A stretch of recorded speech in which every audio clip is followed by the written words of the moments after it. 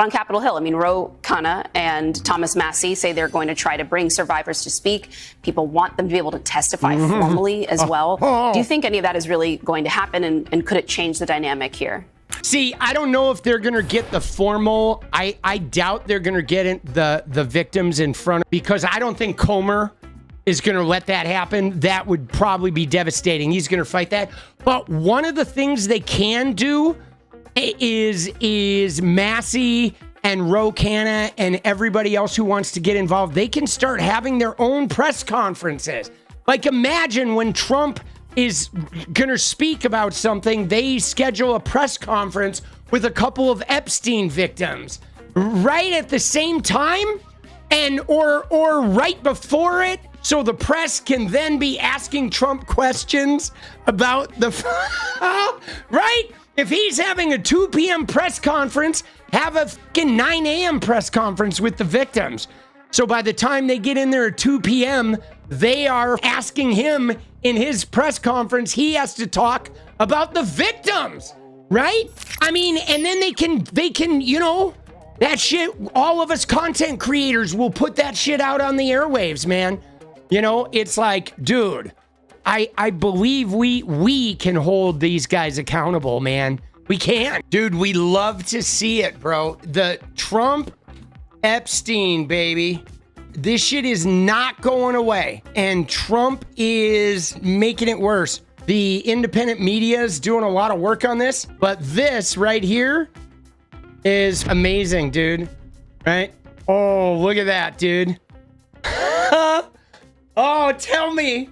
Dude, that is not money, bro. Dude, there's some good content coming out of this. Isn't that amazing? Vote for pedo? Yeah, sometimes AI knocks it out of the park, okay? But, dude, yeah, Trumpy's going down. But, yeah, let's watch a little bit of this. Because, you know, all this distraction, again, they're making it worse. Like, even with Melania threatening $1 billion lawsuit against Hunter Biden. Like, dude, that's not going anywhere. $1 billion, please, for Hunter Biden repeating Michael Wolff's claims. That's the dumbest shit I've ever heard. It's just drawing more unnecessary attention to themselves, right? Every time they speak about this, every time they open their mouth about this, they literally make it worse for themselves. Like the entire Trump admin, it's like they don't know how to handle a scandal. They just don't know how to fucking do it. But K-File's extensive reporting now shows the two shared a close social circle for nearly 2 decades, from private jet flights to high-profile parties, and that's only part of the story. Photos, flight logs, and court records help reveal how long their personal history really was. You've chronicled this relationship between Trump and Epstein from the 80s to, mid-2000s is obviously when their contact probably cut off. What's the most striking thing that you find that kind of contradicts this? Donald Trump is no fan of Jeffrey Epstein. Yeah, so what we found, it really actually paints a portrait starting, as you said, in the 1980s up to the mid-2000s. It paints this portrait of a long, enduring friendship. I think there were several associates who have called them best friends. Epstein himself said that he was Donald Trump's closest friend for 10 years. And we looked through these hundreds of hours of video, hundreds of photos. We went through documents from court files, exhibits from lawsuits. So we really chronicled this whole relationship through time. And one thing that I found really interesting was these flight logs from Epstein's private jet, which were part of that investigation into Ghislaine Maxwell. And they really tell you a story of how close these guys are. Look at just a few of them. This is in 1993, for instance. This is the same year that we found as well that Jeffrey Epstein attended Donald Trump's wedding to Marla Maples. Trump flew on that plane 4 times with Epstein and Ghislaine Maxwell between Palm Beach, where Mar-a-Lago is, and where Epstein also owns a home. Let's fast forward then to 1994. Trump. Dude, that's crazy, dude. Look at this. He's on the plane with Tiffany Trump and Marla and the nanny, right? You know what I'm saying? Like, think about that, guys. You are not going on a private plane with your wife, your daughter, and the fucking nanny unless you are, like, close, okay? Right? Trump, right? Somebody of his stature, he's not just getting on a random fucking plane with this nanny. You know, there's no fucking way, dude. Flew from Palm Beach to Washington, D.C. with his then wife, Marla Maples, his daughter, Tiffany, and a nanny before they returned to New Jersey that day. In August 1995, just he and Eric were on board with Epstein and Maxwell again. They flew from Palm Beach to Teterboro in New Jersey. Oh, shit. You think that's when did Eric lose his virginity on the Lolita Express? Did he? Right? Did he take Eric when he was like 16 and hook him up with an Epstein girl? Could you see it? I could actually see that. Dude, I could absolutely see that with Trump being like, we're going to make you a man, right? We're going to get one of Epstein's and don't worry about it because she's your age, right? She's a teenager too. Like, dude, that feels like a gross Trumpy thing to do, right? And then in January 1997, Trump flew with the pair from Palm Beach to Newark, New Jersey.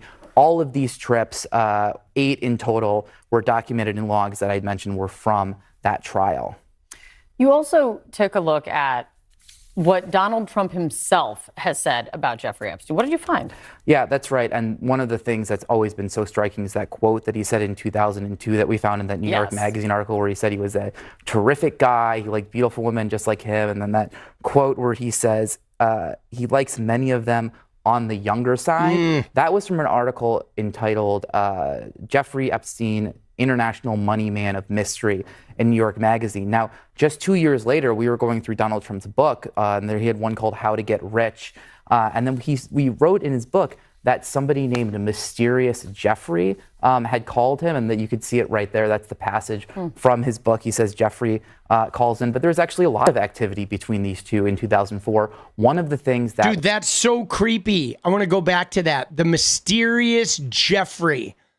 Right? As mysterious as Jeffrey is, he's one of the few people I know who can get by just on a first name. My staff never asked for a last name in his case, which in a way puts him up there with Elvis, another, child graper. Not that Elvis calls in much these days, but you never know. That's why I have a floor for security. Sometimes we need it. We had some calls you wouldn't believe, right? So gross, dude. So gross, man. I mean, dude, Jeffrey just his first name. But there's actually a lot of activity between these two in 2004. One of the things that was seized from Jeffrey Epstein's home during that initial investigation to him in the mid-2000s were message pads. And on those message pads, there were two, if you look here, two messages from Donald Trump in November of 2004. This is around the time the two of them actually were competing to buy a property in West Palm Beach. Trump ultimately won out. He beat Epstein, and this is allegedly part of what made their relationship deteriorate. Yeah, Donald Trump's talked about that as well. Your review also, you looked also through tons of photos and tons of video of Trump and Epstein and Ghislaine Maxwell together from Mar-a-Lago to here in Manhattan. Walk us through kind of some of those moments that you found. Yeah, Kate, and these images, they really speak for themselves. In November 1992, there's an image that a lot of people have seen, and it's of Trump and Epstein, and they're dancing there. You can see with models. I think you can see Ghislaine Maxwell. Ghislaine's in the back. She's back here. She was there just a second ago. There just she a year is. Later. Right there's Ghislaine. Yeah, this is Mar-a-Lago. Bing, bing, bing, bing, bing. Oh, let's go, baby. I'm gonna pound sand up Elon's ass real quick with this graphic. All right, let's go, dude. It's so satisfying. Let's go. Trump, we had found, or previously, Trump was at Epstein was at Trump's wedding in 1993. That's the photo there on the left. 1997, you can see in that photo on the right, that's them at a Victoria's Secret Angels event. And then in 1999, this that I found in some archives shows Trump and Epstein, and they're actually chatting at a Victoria's Secret fashion show. In 1997, he was also photographed with Maxwell at a fashion show. These guys attended a lot of fashion shows together, it looks like. And then in February... Yeah, the reason why they attended a lot of fashion shows is because the modeling business was central to this trafficking stuff. And John Casablancas at Elite Models, of course, Jean-Luc Brunel, Karen Models, and then Jean-Luc Brunel ended up starting MC2 with Epstein, right? That was, I think, 2002. Okay, it's like a deep entanglement. Trump had Trump models. They were trafficking young girls from Eastern Europe. I mean, this shit is like the modeling agencies and the sex trafficking were like one and the same. Of 2000, there was an event in Mar-a-Lago that featured not only Trump, Epstein, and Maxwell, but also Prince Andrew was also at this event, and these images were initially published in the Palm Beach Post in the year 2000. So there's a lot of public appearances. Oh, shit, dude. Dude, they're so creepy, bro. Yeah. Oh, Melania? Yeah, she's high as shit on fucking cocaine in these photos. Like, dude. Oh, my God, dude. Yeah, she is jacked. Very jacked. And don't ask me how I know. Dude, she is up. Stephen Chung, who is the communications director for the sent along a statement, said, quote, "The fact is that the president kicked him out of his club for being a creep." Yeah. That although that story has changed, this is the line that they're sticking with. The president kicked him out of his club for being a creep. Dude, this line is fooling no one. Okay, fooling no one. I mean, we know Trump is a creep. Come on, bro. Please. So it's going to be interesting to see because he says they weren't close. He says he was not a fan, but we continue to just see more and more revelations come out. Yeah, and we've heard that similar statement from Stephen Chung many times about questions that linger. A key figure in the Epstein case, who later worked for President Trump, could soon be called to testify under oath. Alex Acosta was the prosecutor who infamously gave Jeffrey Epstein a sweetheart deal in 2008. No way, dude. They might call Acosta. See, here's the thing, guys. Anybody they do bring up, okay? Anybody they do bring up into like the oversight committee, the Democrats are going to get to grill these guys too. And don't forget, Ron Wyden has been looking at $1 billion worth of 4,000 like cash payments made to Epstein, right? And the thing about it is, though, is it's not so much whether he lies or tells the truth. It's like them like catching him in a trap, right? You're gonna snare him where you get him to lie, so it's so obvious that he's lying, where he's not lying to cover, but you force the lie to come out in a way that they can't hide the lie. Oh, shit. Dude, I feel like this guy never really got grilled. And there's a lot to ask him about with that, the claims of him being an intelligence agent and all this shit. Deal that allowed Epstein to serve minimal time in prison, and a deal that shut down the federal investigation into his alleged sex trafficking ring. Acosta then went on to serve as Trump's first-term labor secretary. For reasons unknown, Acosta, the man who would know everything about the Epstein case, was left off the House Oversight Committee's list of subpoenaed witnesses. Oh, fuck. Did you see that? I did not know about that little detail, right?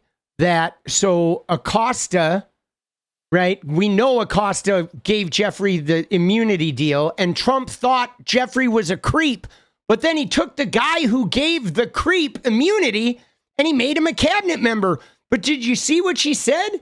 She said when the House Oversight Committee had a list of like subpoenaed witnesses after all this shit blew up in 2019, they left Acosta off it.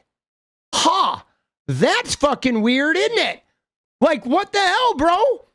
That's insane that while this was blowing up, he got left off the list. For reasons unknown, Acosta, the man who would know everything about the Epstein case, was left off the House Oversight Committee's list of subpoenaed witnesses.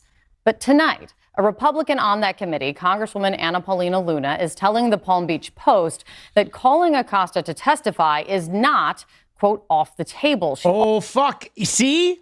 One of their own, Anna Paulina Luna. See, that's another thing, guys, okay, that I hadn't thought about until just now, is how some of these Congress people have to press forward with this because their constituents are deeply connected to wanting to punish sex traffickers, right? So what's funny is MAGA or no MAGA, some of these legislators are in districts where they can't really let this go because they won't win an election again, okay? Like, forget about how MAGA feels about Trump. Like, they won't. The reps will lose their fucking job if they just pretend like this shit doesn't exist. And I hadn't really thought about that, about the pressure that is going to be applied to representatives for them to simply not lose their job, independent of Trump. Because some of these areas, some of these like heavily Christian areas, they want somebody punished. Okay? They know Epstein is like the biggest, it's like the Catholic priest of sex crimes. And they want somebody punished. And they think it's Bill Clinton. They think it's Hollywood, Democrats, Robert De Niro or whatever. They've been out for blood for this for like 10 years, man. You know, 8 years, 6 years. Also says at any time he can be called to testify. I'm going to speak to the top Democrat on that committee in a moment about plans to subpoena Acosta. Because even though dozens of victims had come forward at that point, Acosta, as I mentioned, let Epstein off easy, allowed him to plead guilty to just 2 prostitution-related charges. Epstein served only 13 months in a county jail and was allowed to leave the jail nearly every day for 12 hours a day he had. The Department of Justice review later found that Acosta exercised poor judgment in the case, although he continued to defend his actions years after the case was closed. There was value to getting a guilty plea. You can always look at a play after the fact and say, should it have been the safe play or should you have gone for the big score? Dude, this guy's such a bullshitter. Dude, they had so much evidence. They had like a 53-page indictment on Epstein, dude. They could have put him away forever. This comes as President Trump is, many think, trying to change the subject from Epstein as he threatens a full-on federal takeover of Washington, D.C. But it's Trump's own party who won't let Epstein go. The American people are sick and tired of this government holding on to all these secrets. They're sick and tired of being lied to by the intelligence community and by... Dude, look at that. A Republican from Missouri, dude. The land of child brides. They're like, we want to know. A deep state. They want to see pictures. We don't have to wait 60, 70 years to find out what really happened when it came to Jeffrey Epstein. Kristen Holmes is out front at the White House for us tonight. Kristen, just as President Trump was trying to shift attention to D.C., his takeover of the police department there, members of his own party are making Epstein front and center again. They are, Kate. And just to be clear, I mean, President Trump, the White House, they don't want to be talking about this. And you talk about how he's been shifting the narrative. Of course, we've seen this happen time and time again as they've tried to get away from this story. But they were just starting to see some success in that. I mean, it had been over a month of them being on the defensive when it came to the Epstein story. And I was actually told that they were starting to circulate some of our polling that we put on air of how the searches for the Epstein case had dropped down, and they were sending that amongst themselves to try and show that there was no reason to insert this into the narrative again, to bring up the Epstein files and any kind of conversations about the transcripts between Blanche and Maxwell, something, of course, we had been reporting on that they were considering. And now you have Republicans themselves coming out and saying, why don't we know more? Talking about subpoenaing Alex Acosta. He's so cooked! And even the vice president himself over the weekend in an interview bringing up Epstein again. I mean, most of the people who responded to that interview responded with release the Epstein files. So they're having a hard time actually getting away from this story, but I can tell you they want nothing to do with this. And the hope is that, of course, with this DC takeover, with the federalization, with the fact that they are so focused on that, and then moving into the Putin-Trump summit at the end of the week, that they can try again to move away from the story. But dude, it's just not going away, dude. And you know, September 3rd is 2 weeks from now. Okay, and 2 weeks from now, Thomas Massie and Ro Khanna are going to have a news conference. Welcome back, House of Representatives. Here are some of the Epstein victims. Oh, shit. What is up, guys? Thank you so much for watching. You like the video, you want to support independent resistance media, you know what to do. Drop that sub, hit the like button, and please share it. And we do love our members. So if you want to become a member, it's another really great way to support. Thanks again for everything, guys. I'll see you next time. Let's go.